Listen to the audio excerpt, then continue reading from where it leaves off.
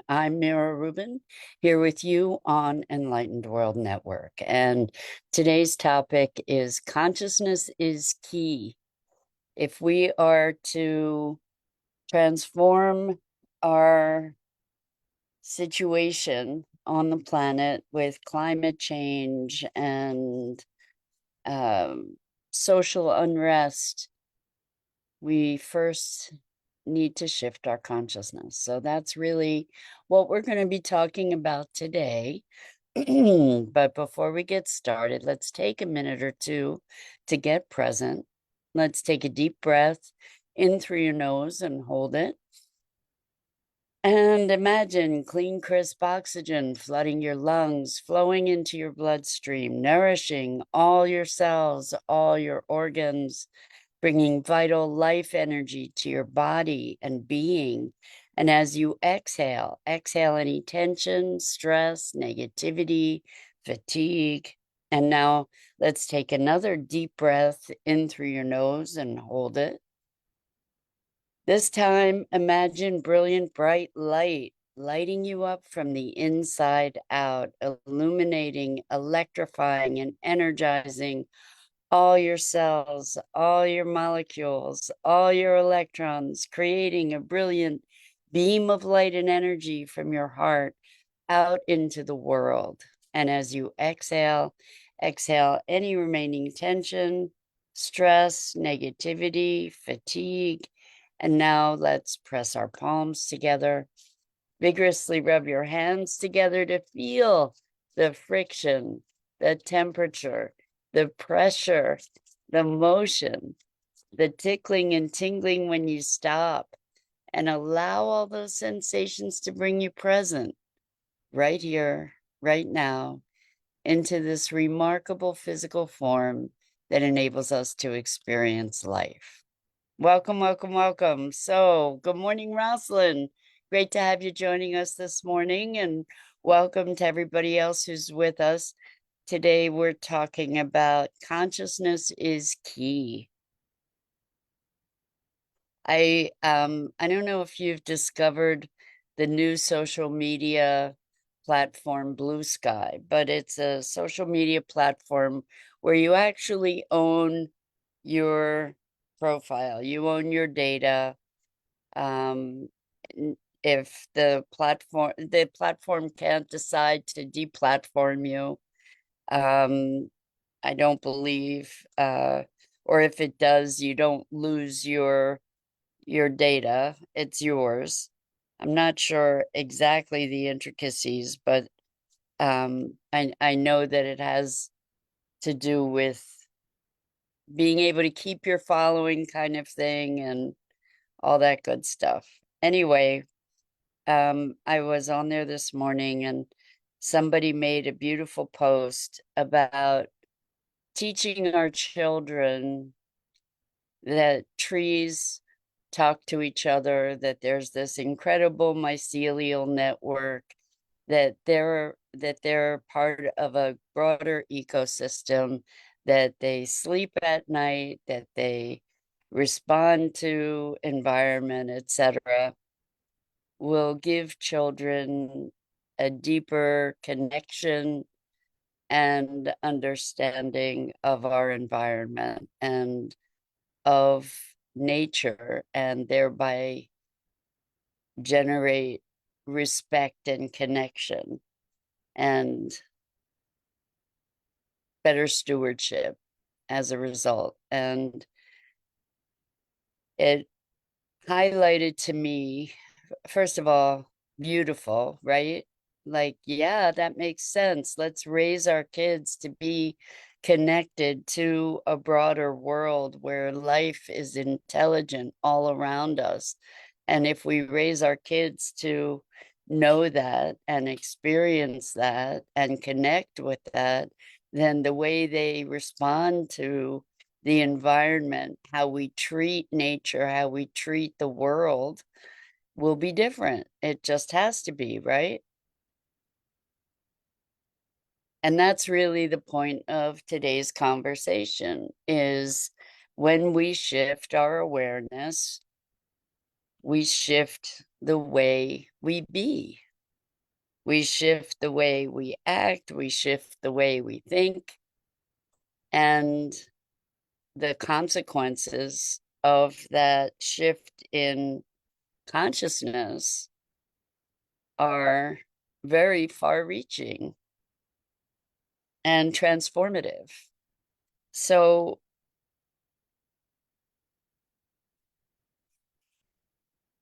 this is just another angle on something that we talk about all the time, which is how we create our reality. And if we're, and the fact that we are conditioned to our perception, not irreconcilably, not irretrievably, not immutably, but we are conditioned to our relationship to the world, ourselves, each other, reality from the time we're very small. And so we are, in other words, we're all indoctrinated. And it's not something that ends. We're indoctrinated in our adult lives as well. And we gather beliefs and perceptions all along the way. But those worldviews that are given us when we're very young provide the foundation through which we experience life and the foundational perception of the world, ourselves, each other, everything. And it only shifts when we become conscious of the indoctrination, of the orientation, of the beliefs as something that are beliefs rather than who we are. But if we're going through this indoctrination, which we are, and we as parents are indoctrinating and training our children into beliefs and behaviors, even though we don't consciously have awareness of that necessarily, uh, on all the levels that it exists. What if we were to teach our children the song "Teach Your Children Well"? If we were to teach our children about the intelligence of nature and the interconnectedness of all things, mightn't the world that they grow into be a different place? Mightn't they create a different world? Because so many of us have grown up with probably, I'm inclined to say all of us, but that's, I'm sure there are exceptions, have grown up in a culture of competition and othering and separation and scarcity. What if we raised children into a world with connection and collaboration and unity and an intelligent world, an intelligent nature where humans are one small part of a much greater picture? I think the world that we would be literally breeding would be a different place. And so it starts with consciousness. It starts with the creation stories. It starts with, when I say creation stories, What I mean is the stories through which we create our experience of ourselves, each other, and the world.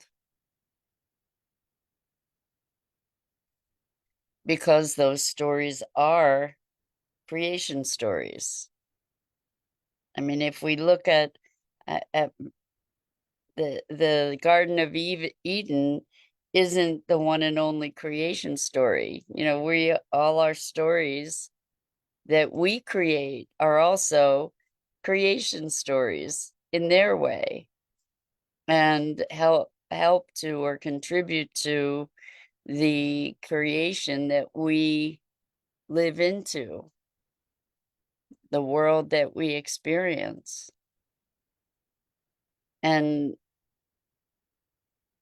the only challenge with intervening at the level of raising our children is the time factor, right? To raise our children to be more conscious and connected than we are, which is for sure going to create challenges within the family dynamic over time, because the children will be thinking what they think that is probably at odds with what we think, right? It's a general we there. Um, so as children develop their own sense of the world, once they've been gifted with whatever orientation we've provided, um, or framework, then the difference in worldview can become more apparent and create challenges and rifts, but that's not necessarily a bad thing, right? We typically will view it as a bad thing because who wants that conflict and challenge, but it's not necessarily a bad thing. Anyway, yeah, consciousness is key. So for Sustainability Now, which is the podcast and the organization that I set up with my partner in Sustainability Now, Scott Billy, our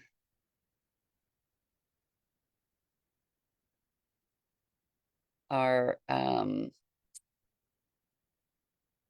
our statement is technologies and paradigms to shape a world that works, and with a focus on food, energy, housing, waste, water, health, economics, and consciousness. It's actually consciousness and more, with consciousness being key, because nothing shifts until we shift the way we think about things.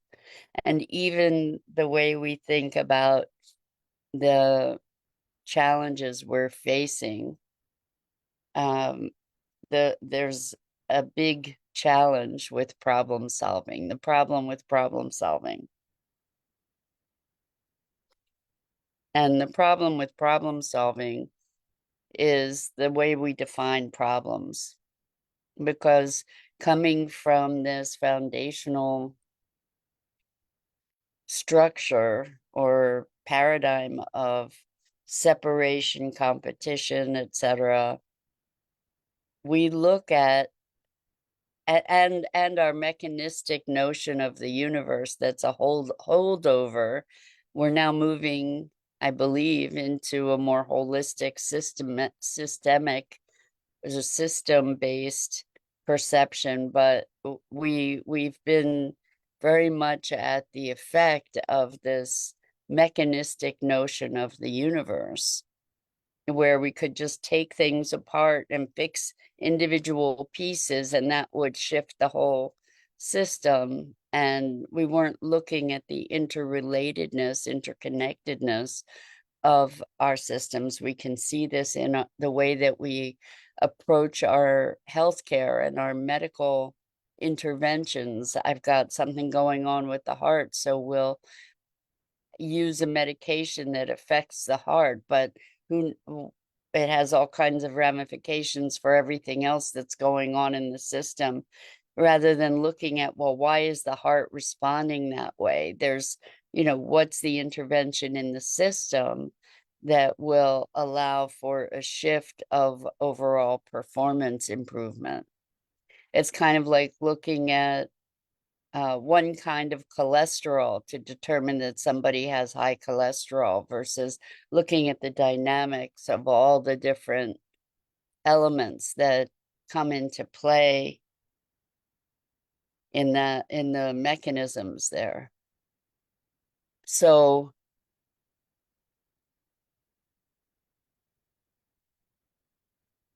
consciousness is key. How we uh, formulate our ideas, how we approach things is key to the results that we're going to be able to create. So the problem with problem solving is partly this whole mechanistic notion. And we say, oh, well, there's flooding here. We have to find a way to get rid of the water because there's too much water, rather than maybe the problem is that the land isn't able to absorb the water properly because of mismanagement. So there's all this flooding and runoff. So rather than trying to divert the water and manage the water, maybe what we need to do is manage the soil. And in order to manage the soil, maybe we need to be looking at the way we're planting and the interventions we're using, for instance, to amplify production, and it becomes something of a bigger system. It's kind of like the oversimplified notion of planting trees to solve the problem of getting carbon out of the atmosphere. And just by planting trees, which is often monocropping, just planting lots of the same trees in these tree plantations, essentially,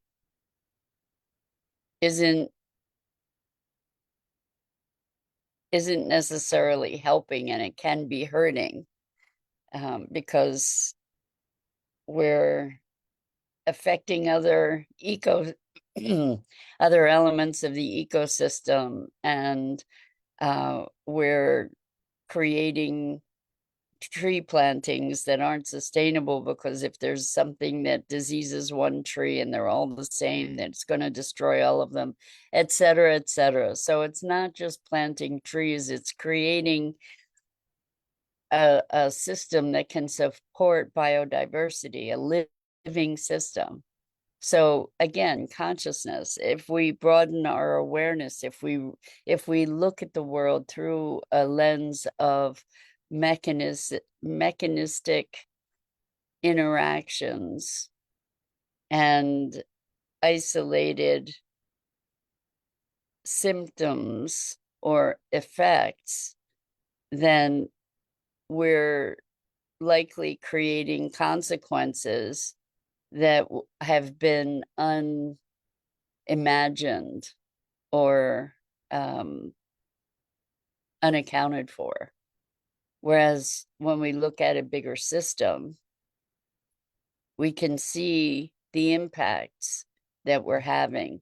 This is another awesome example, and terrifying in its way. So there were some German scientists who came up with this idea of putting solar panels across the whole Saharan desert, and it would create enough energy to power countries. And on the surface, it looked like a great idea. But thankfully, there were some geographic system models, not just geographic, but ecological system models that made it clear that if they were to do that project, it would destroy the rainforest. Because what happens in the rainforest, and I'm not going to get all the details, so I apologize up front, but what happens in the rainforest is that it creates all this moisture that creates a whole channel of air and wind pattern, and sand from the Saharan desert is brought into the rainforest, and the minerals from the sand help to mineralize and sustain the rainforest. And by putting all the solar panels on the Saharan desert, it would impede the flow of those sand particles to the rainforest, and the rainforest would die. And so when we look at something from a narrow perspective, where problem solution instead of system and impact and consequences, we can create more damage than good very readily. And so this consciousness of connection is a foundational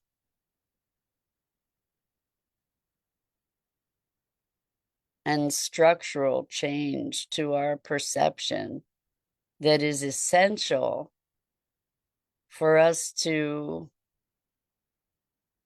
understand the world that we live in, and to, from that point, find ways to collaborate with nature and with our environment in ways that are nurturing, to actually be able to intervene as conscious collaborators and stewards of our world. And so whatever we can do to shift consciousness, shift awareness of this perception, to be able to shift the context in which we reside, that's going to be a powerful influence on the world that we create. So telling the stories that help to shift the perception, sharing those stories of the intelligence of nature, the intelligence of animals, the intelligence of plants, the interconnectedness and interwovenness of the world in which we live. When we share those stories, it breeds an emotional connection and experience, which then feeds new perception. And in its way, the stories perhaps are the most important thing, because by shifting the perception, everything then moves from that space.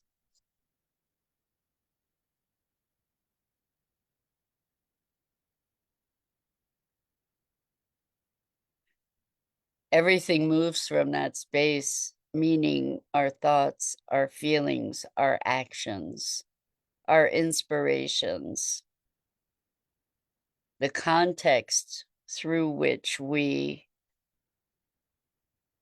interact with ourselves, each other, and our surroundings.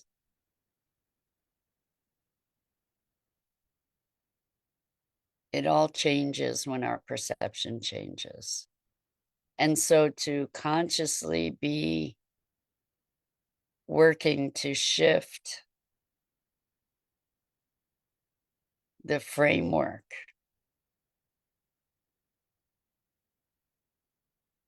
is something that we can all do in our conversation, in our actions. It's not all about the doing that we can do. Thankfully, the doing of putting the solar panels all over the Sahara didn't happen.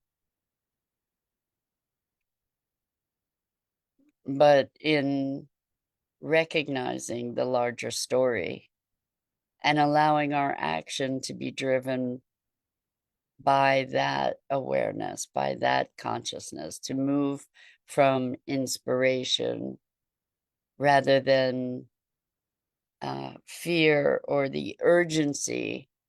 We have to do something, so something is better than nothing. Not necessarily, not always. Something is not necessarily better than nothing. Let's look at where we're coming from. Let's look at the ramifications. Let's look at the larger whole. So consciousness is key. And I'm Mira Rubin. This is the Core Connection, and I go live here each weekday morning at 9 a.m. Eastern on the Enlightened World Network Facebook page and YouTube channel. And I invite you to please like, follow, and share Enlightened World Network and me. The links are in the description. And as always, it's not only a pleasure, but a profound privilege to have the opportunity to share these morning musings with you. And so until next time, so much love to you.